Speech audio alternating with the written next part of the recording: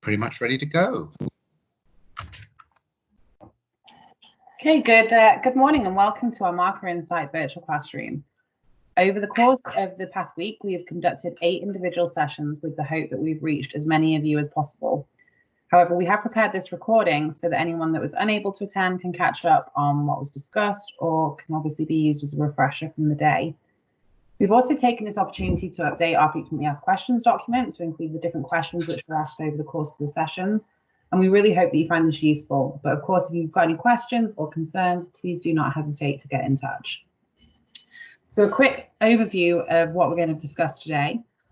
I have James Ware, who is our professional development manager, with me today, and he is going to provide some further clarity on the command verbs, have a bit more of an in-depth look at the marking process that we've designed for the PMQ Box 7, including examples of answers that questions that have been answered quite well and questions that have been answered quite poorly. And we'll then have a look at how we're going to ensure the rigor and robustness of the qualifications. Rounding up, we've got a recap of where to find the latest PMQ and PFQ information, followed by top tips from our markers. So this has come from our Box 6 markers, who have come up with some just tips and tricks to share with your candidates about best kind of exam technique to employ during their exams. A quick word before we continue on the study guide. This has now been published as of today, the 4th of May, and we've been able to provide a read-only digital version via Issuu, of which you can find further information on our website. This is a time-limited access free version, which we really hope is going to help you update your study materials and get to grips with our new qualification. We also have the printed and digital copies available, and the prices of those are listed on our screen right now. And both the guides do have a self-assessment section which contain example questions and answers. I'm also aware that there is some bulk discounts applicable, and again, you can find that information on our website. So without further ado, I'm going to hand over to James to begin with the command verbs. Thank you, Emily. What I'd like to start here is look at how the Box 7 scripts are going to be marked in the future. It is a 3-tiered approach which combines all together in order to achieve the candidate's overall mark. As you can see in the middle here, we have the command verbs. These indicate the level of detail and how the candidate should answer the question. Looking at over to the left here, we have the indicative content document. This takes the information from the command verbs and what is required of the candidate when APM uses the command verbs and applies those to the subject matter within the assessment criteria, elaborating and expanding on that assessment criteria information, indicating to the candidate how they should, the kind of subject matter they should focus on when answering questions which target particular assessment criteria.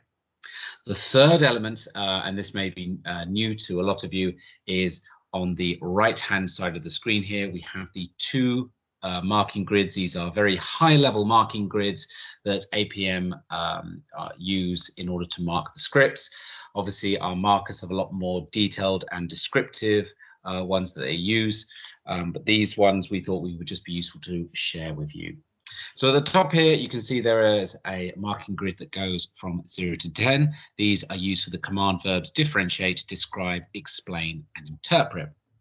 At the bottom here, we have a 0 to 5 mark, which is used for the outline and state command verbs. So to give you an example, as I'm sure you are aware, the pass mark for the PMQ qualification is 55%. So what APM would expect a candidate to demonstrate is a good or confident or competent level of understanding in order to hit a minimum of a pass mark. So as you can see from the 0 to 10 mark, we have used the statement understanding around the marking band of 6 to 7. So that's where we want the candidate to demonstrate a good, competent level of understanding of the subject matter as detailed within the indicative content and the command verbs. So obviously, if a candidate goes beyond that, they will be awarded more marks moving into the 8 to 9 bracket, and if they demonstrate a complete understanding of the assessment criteria's subject matter as posed by the question within the constraints of the time of the exam, then that's where candidates will receive the maximum score of 10. Similarly, looking at the 0 to 5 mark, exactly the same for with state and outline questions. Again, in order to achieve that 55% pass mark, that's where we want candidates to be showing a good, competent level of understanding.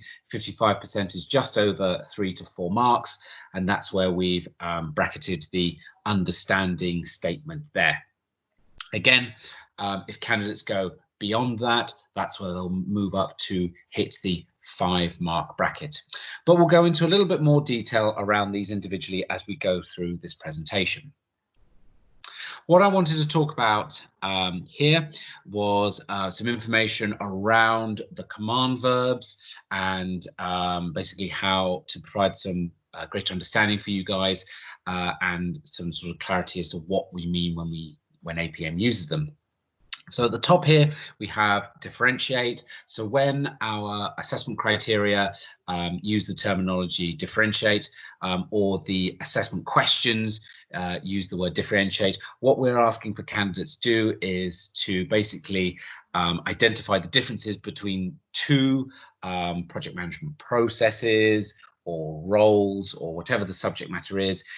Within the assessment, it'll always be 2 elements, and the candidate needs to identify the difference between those elements and go into the reasons for those differences. That's where the candidate will demonstrate a good level of understanding. Moving on to the next one, which is describe. Again, when an assessment criteria uses the terminology describe or an assessment question uses describe, we are focusing on the candidate demonstrating the how and the what of the subject matter. Sort of how project management processes are done, what is meant by this particular role, and so on and so forth. So when an assessment criteria uses describe or a assessment question uses describe, it's very much the how and the what of the subject matter. Moving on to explain, it's very much looking at the why of the subject matter. So why a certain project management process is followed, what are the implications if they're not followed, why do certain responsibilities lie with particular roles, and so on and so forth. Very much focusing on the why of such things, the purposes, the reasons, all that kind of information. That's so when you see explain within an assessment criteria or an assessment question, that's what we're looking for within that kind of criteria. Interpret.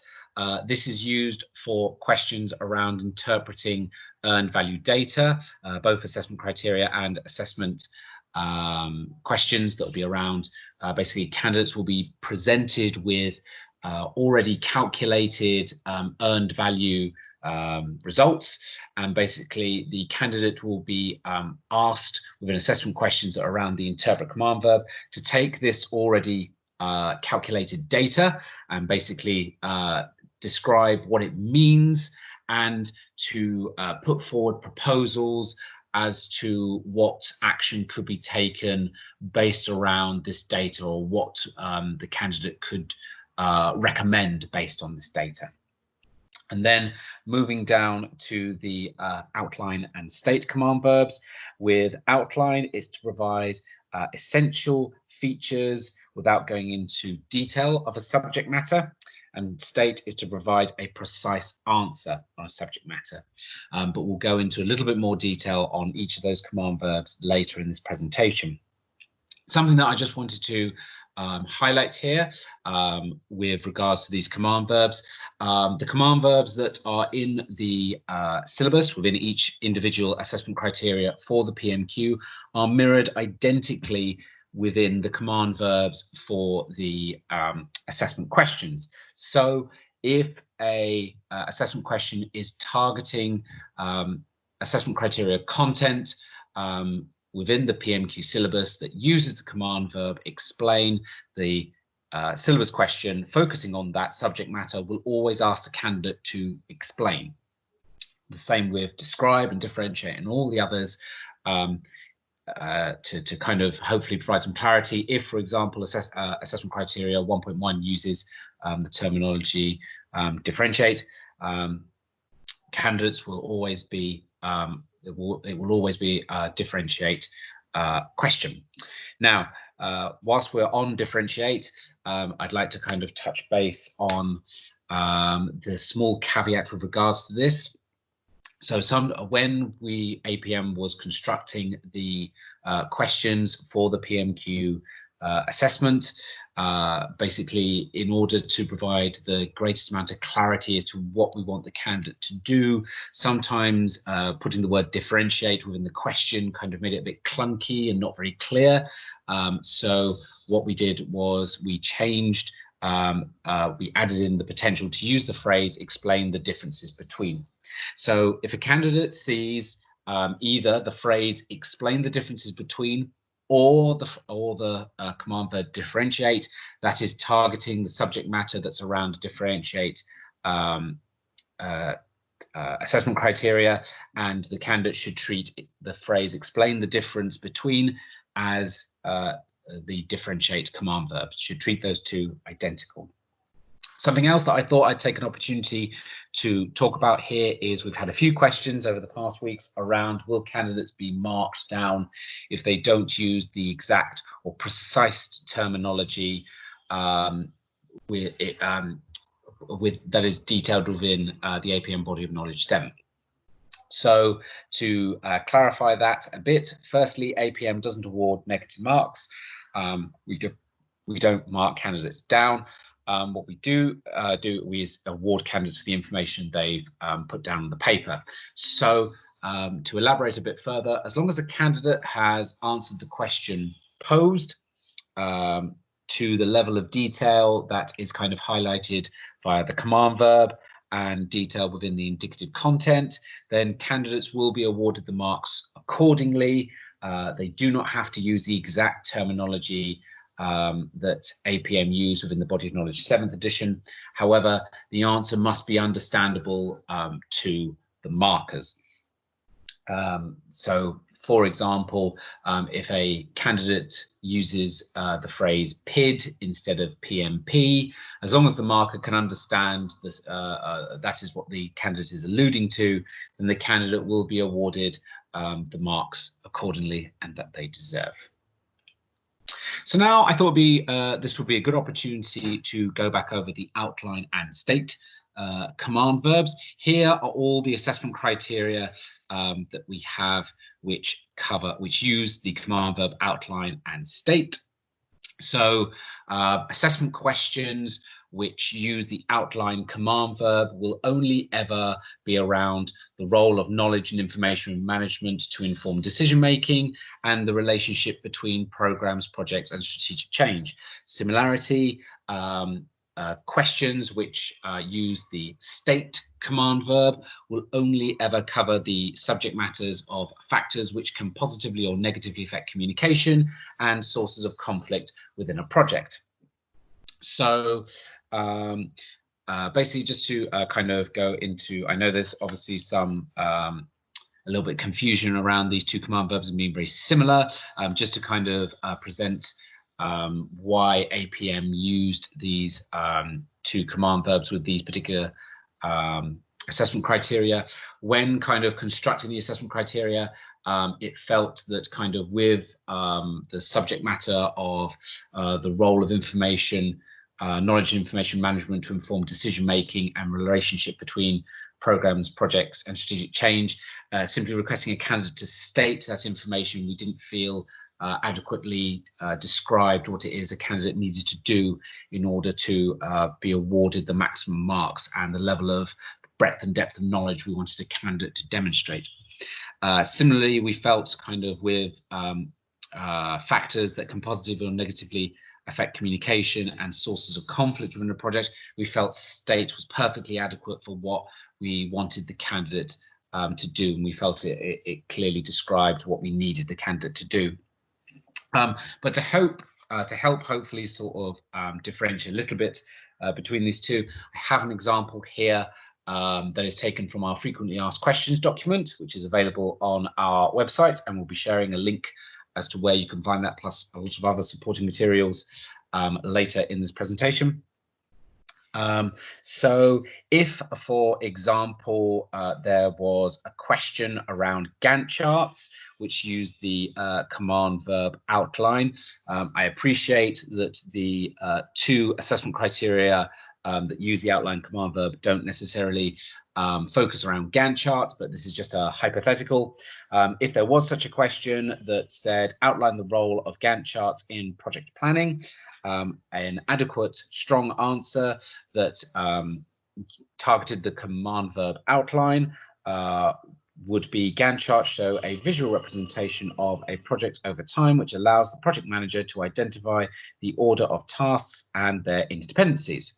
Similarly, if there was a, again, hypothetical question, a state question, which was asking around the subject matter of Gantt charts as well. Again, I appreciate the bottom two assessment criteria on this screen do not cover Gantt charts, but again, this is a hypothetical.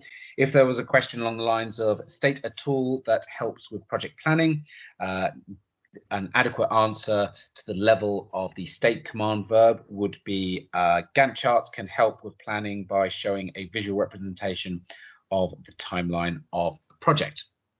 And again, this example can be found in our frequently asked questions document. And again, I'm hoping that helps kind of differentiate a bit between the two of outline and state.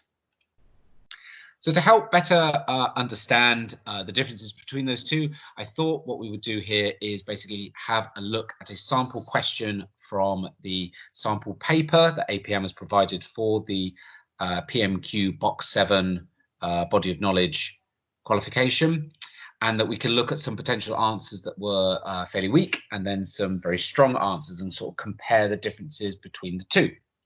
So here we have outlined 4 ways in which outputs of knowledge management informs decision making. So as you can see here, we're looking for 4 answers from the candidate. Each answer is worth 5 marks, with a total of 20 marks being available here. And the level of breadth and depth of understanding of the subject matter that the candidate can represent within each of those 4 answers will indicate the number of marks between 0 to 5 the candidate will get. So again, just a reminder here that for these examples, we are looking at the right-hand side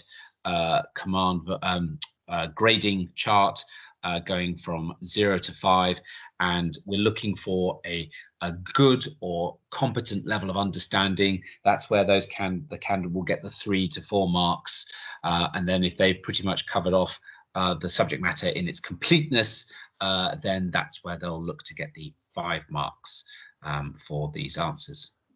So here we've got 4 possible answers that APM would consider weak.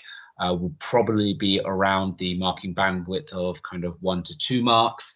The candidate has kind of talked about, they've identified ways in which knowledge and information management can inform decision making, but they've more kind of just stated that these elements do inform decision making. They haven't elaborated into a bit more depth as to how they inform decision making, how they influence it. They've more just kind of stated this is an element of information management and knowledge and information management, and it informs decision making, rather than explaining how that element does inform decision making. By contrast, we have some answers here that will be a lot stronger, more around the kind of 3 to 4 mark bandwidth, and the candidate here has demonstrated a stronger level of understanding within their answers, and which has resulted in the candidate being awarded more marks, more in that strong pass area of the sort of 3 to 4 bandwidth marks. So again, these APM would consider these answers a lot stronger. So again, to provide a similar supporting examples, we have here another sample question from our sample paper, and it is state 4 sources of conflict within a project. So again, we're expecting 4 answers here from the candidate, each worth a maximum of 5 marks, with a total of 20 marks available for the question as a whole. And again, the more depth and breadth of understanding of the subject matter that the candidate demonstrates within each of their 4 answers will denote how many marks they get from 0 to 5. So again, looking at the right-hand side marking grid here for these types of answers, again, we're looking for that good, competent level of understanding, which will get the candidates the 3 to 4 marks, which will across the paper, in theory, push them above that 55% marking score, which is what they need in order to pass the PMQ qualification. So here we have 4 answers for a state question. And again, these answers we would say are particularly weak. The candidate has basically highlighted what the conflict is, so they would be awarded some marks for demonstrating some level of understanding of the subject matter, but they haven't kind of talked about who the conflicts could be between and when the conflict could occur. So again, these are very high level answers. So again, probably around the 1 to 2 marking bandwidth, probably about 1 mark each. Then moving on to the a much stronger answer here, these will be probably around the 3 to 4 mark area, with candidates talking about who the conflicts can be between and sort of what the conflict is. So again, that's why these scores are probably around the 3 to 4 mark area, where if a candidate had sort of gone through all the 3 elements of what the conflict is, who it would be between potentially, and when it potentially could occur within a project, then the candidate has pretty much covered all aspects of what is required of the answer, and that's where they'd be sort of hitting their the 5 score. But these ones here on your screen, they're probably around the 3 to 4 marking bandwidth. So what I thought would be useful here will be to go through some more examples of the different command verbs that you can possibly see within a PMQ syllabus and within the PMQ exam paper for box 7. So here we have again another question from our sample paper around the command verb explain. So it's explain 2 elements of a procurement strategy and why these are important. So again, thinking about what we were talking about earlier with the command verbs of explain, we want to focus on that why of the subject matter, you know, the reasons, the purposes for these elements of the procurement strategy. So again, below we have an excerpt from the indicative content just to highlight how the indicative content supports the candidate's learning and the marking guidance as a whole. The candidate should explain the purpose and typical contents of a procurement strategy and its importance to a project. The candidate should be able to demonstrate knowledge and understanding of a procurement strategy, the reasons for following it, its typical contents, and why it's important. So that's the kind of subject matter we're wanting the candidate to cover off within the framing of the question, and obviously within the time set within the exam conditions.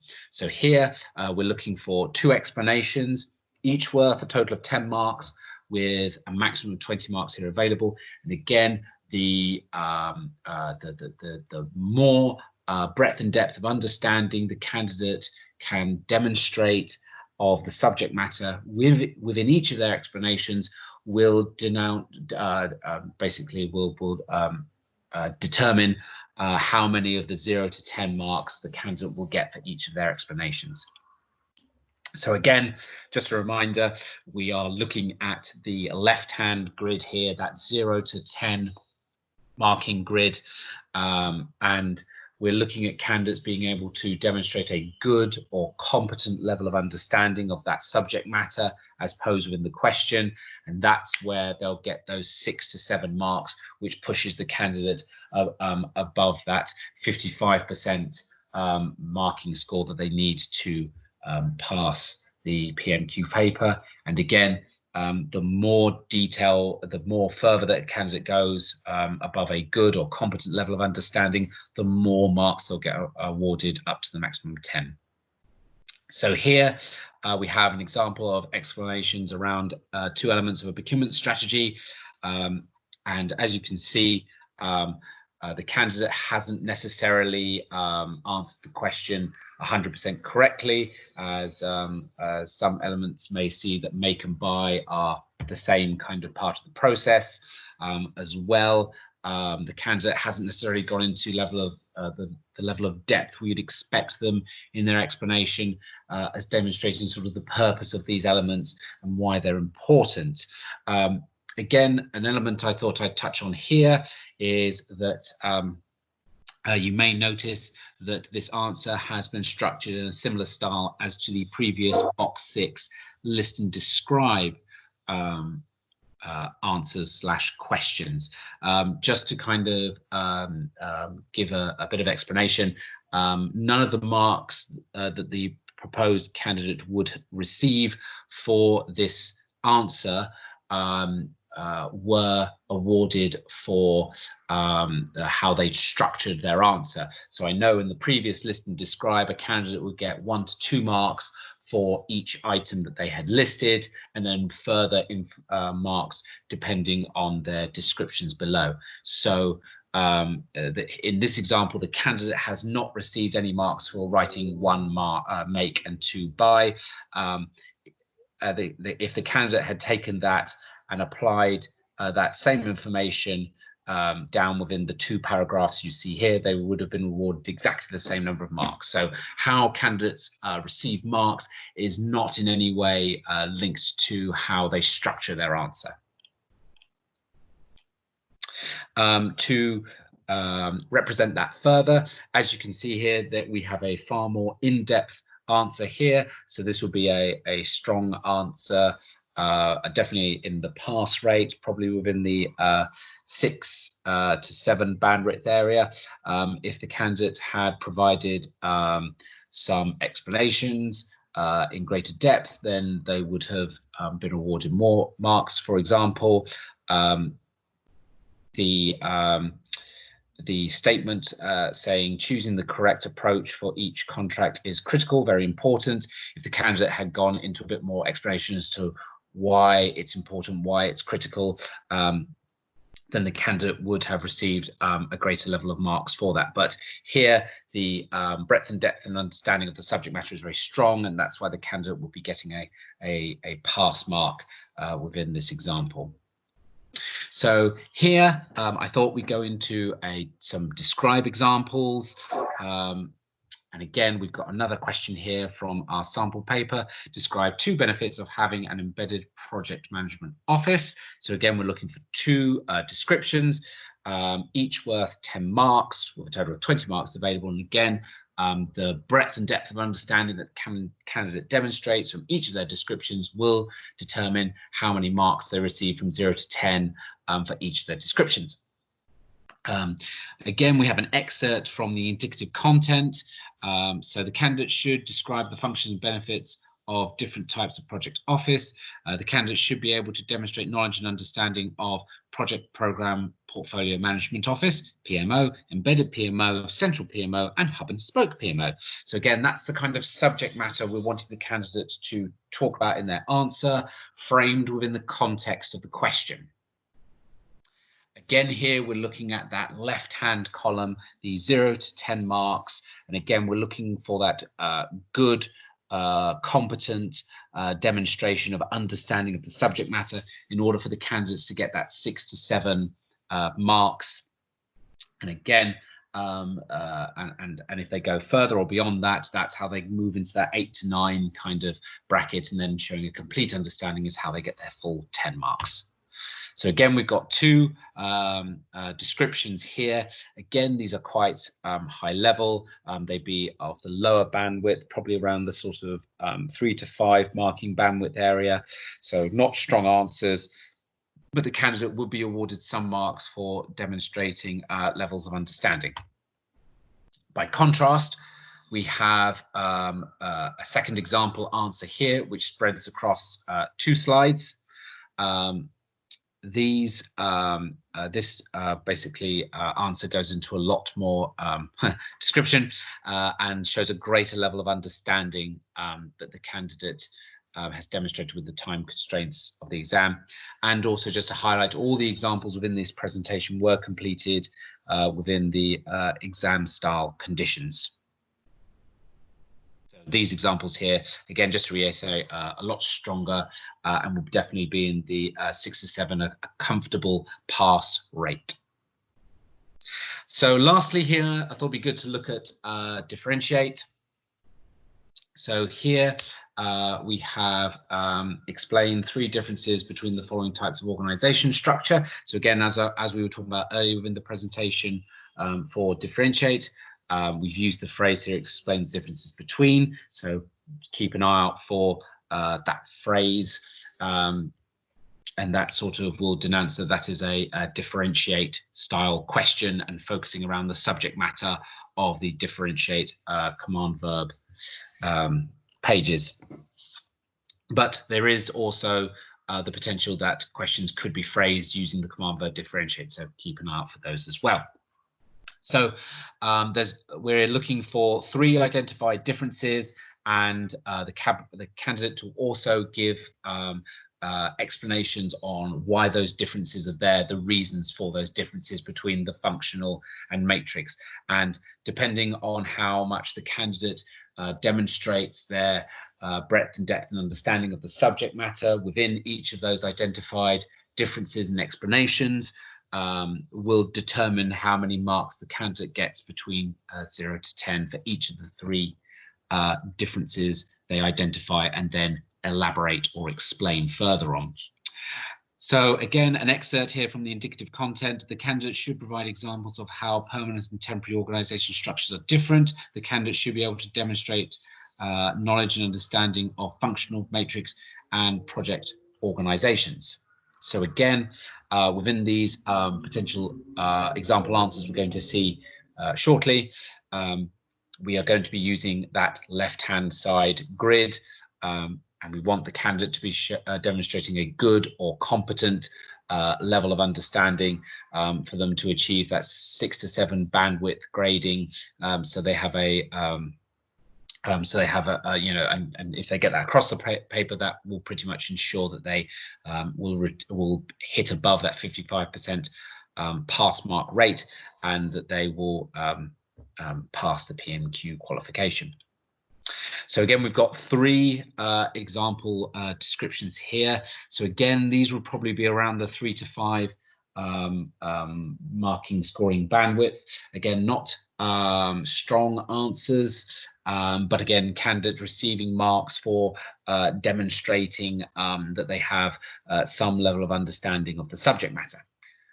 By contrast, we have another example that covers across 2 different slides. And again, here the candidate has demonstrated a greater level of understanding of the subject matter, demonstrating that they have a good or competent level of breadth and depth of understanding, and thus they are you know, they are worthy of being awarded the stronger pass marks here.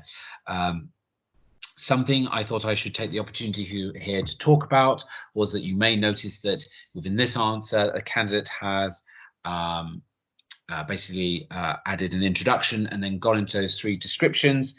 If the candidate feels that that would better explain their answer, then that's absolutely fine. But something around time management, to support the candidate. APM does not necessarily require an explanation. An introduction. These are not essay style questions. A candidate doesn't have to sort of set out an introduction, then provide their examples and then a summary. If we say we want 3 differences between, or if we want 3 describes or 3 explains, you know, to help with time management, it may help the candidate to just basically go straight into the 3 differences, or go straight into the 3 explanations, whatever the question is asking for. Obviously, if a candidate does feel more comfortable with using an introduction, they will absolutely be awarded marks creditworthy information that's within their introduction, but around time management, could that creditworthy information be put into the three differentiates given below?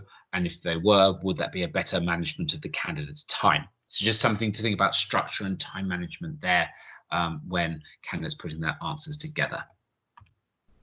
So that's kind of looking at some of the potential strong and weak answers that candidates can give within the time constraints of an PMQ Body of Knowledge 7th edition assessment.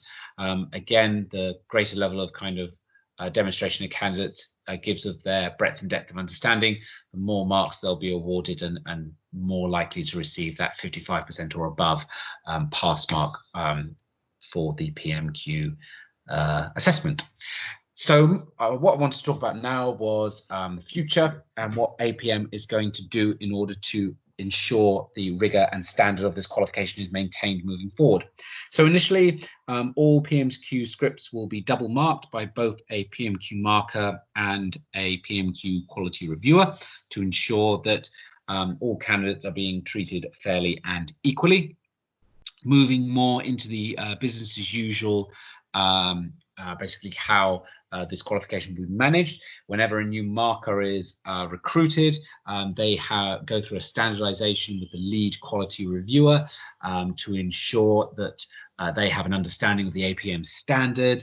They'll be asked to mark past scripts of the PMQ qualification, and then they will, though the marks that the new marker gave will be compared with the marks that were awarded at the time the script was first marked, and then basically to see if the candidate, if the marker is basically awarding marks accordingly to the APM standard, marking guidance and marking grid, and then if not, it will be just training and support to get that new marker in line with that APM standard.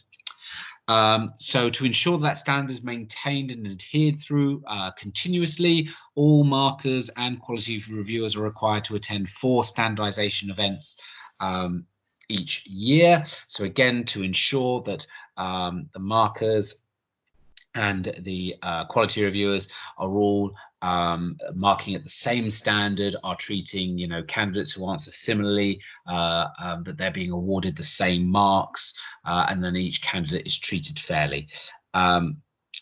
Outside of those standardization sessions, the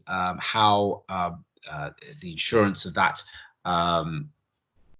marks are adhered to is that every quality reviewer basically has a pool of markers that they observe, and each quality reviewer receives a percentage of each marker's scripts that they have marked, and those are double marked. So those quality reviewers are ensuring that each marker is adhering to the standards. So again, there's that continual double checking of scripts, and again to ensure that the standard is adhered to. Looking to the future, what we're hoping that we can provide for training providers and candidates in the form of feedback is that with each PMQ paper, a total of 20 assessment criteria are assessed, and candidates will basically how candidates are assessed across 20 assessment criteria is a candidate will answer 10 questions within the PMQ paper, and each question targets 2 assessment criteria, and candidates will basically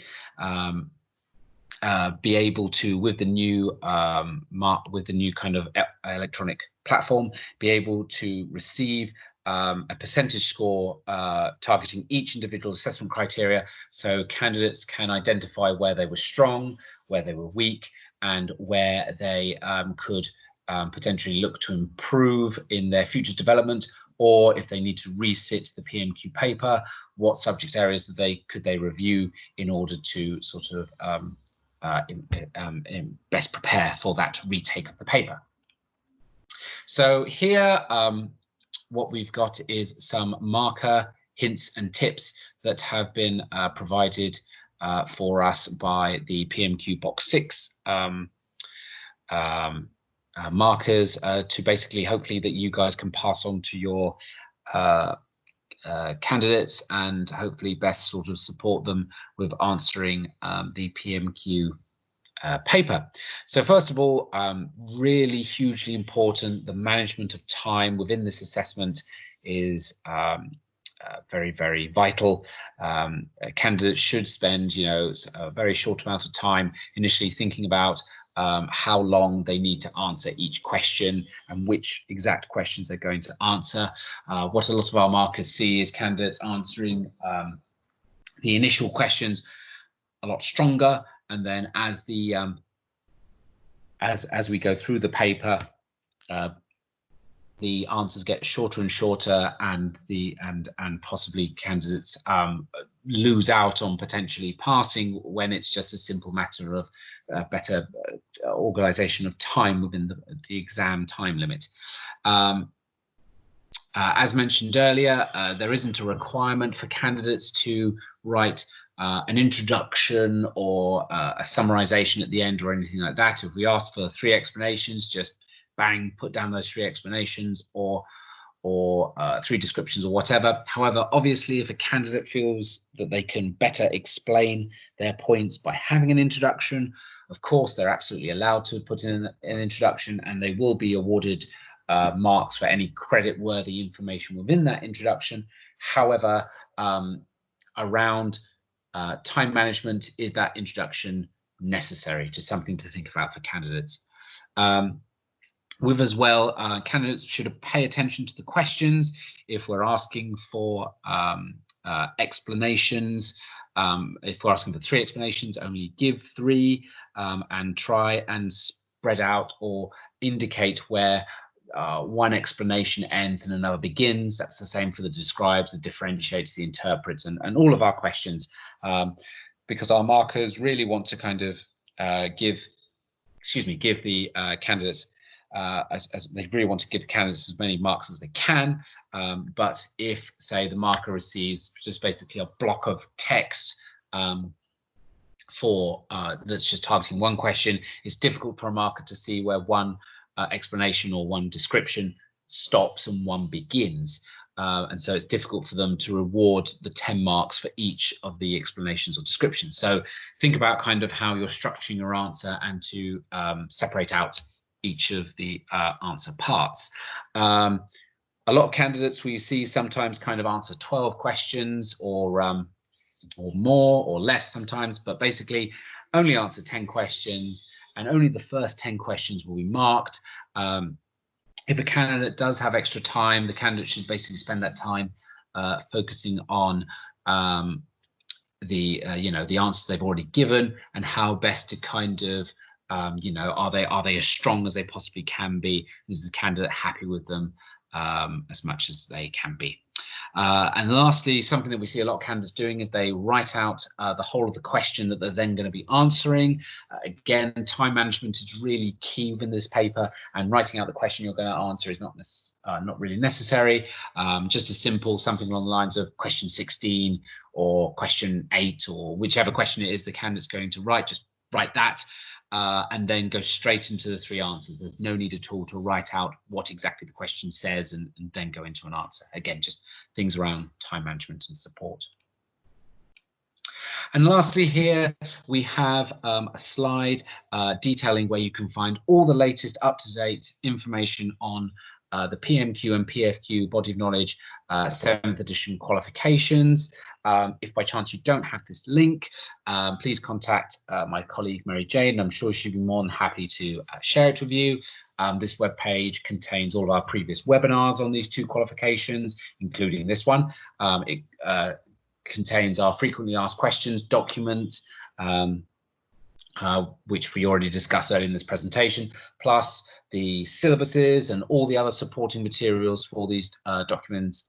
Really ideal for anyone delivering these qualifications and candidates. They're publicly available for both candidates and training providers. So again, would highly recommend that anyone taking this qualification or delivering this qualification try and get as informed as best you can, and basically be as well prepared as you possibly can be.